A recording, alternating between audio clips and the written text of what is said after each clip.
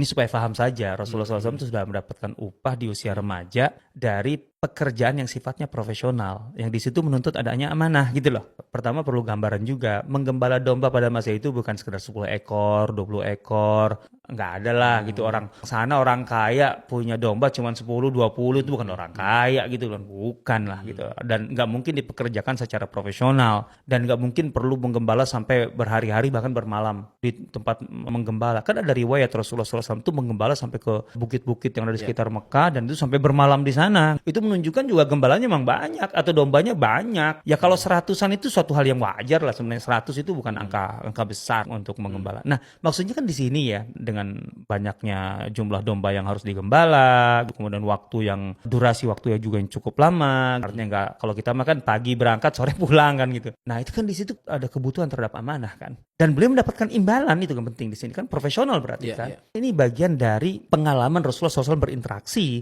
secara profesional dengan masyarakat kan. Artinya masyarakat mengenal beliau itu memang punya segala sifat yang kemudian disimpulkan menjadi amanah itu sejak awal banget. Kalau amanah nggak hanya jujur sebenarnya. Kejujuran ada dalam amanah. Orang al-amin pasti jujur.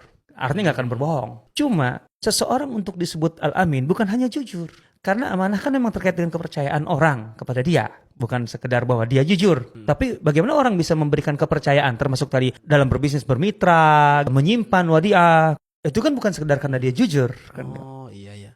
Jadi kalau konteks sekarang ini transparan, itu nggak cuman itu aja. Oh iya dong, transparansi. Iya. Jadi kalau dalam konteks ini, Rasulullah SAW itu teruji selain kejujurannya adalah kemampuannya itu untuk mengelola, memanage kepercayaan orang.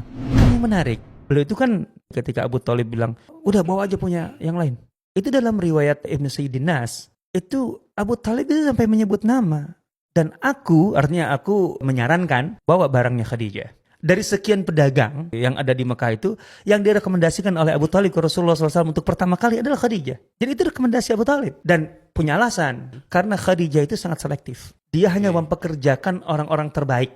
Dalam arti, karena upahnya juga paling besar di antara pedagang-pedagang lain. Tapi screeningnya yang ketat biasanya gitu. Iya jelas, itu makanya itu. Dan masalahnya kan Abu Thalib tahu kemampuan keponakannya dong. Artinya engkau itu pasti bisa gitu, lebih dari siapapun. Makanya sekalian aja punya Khadijah, karena upahnya besar.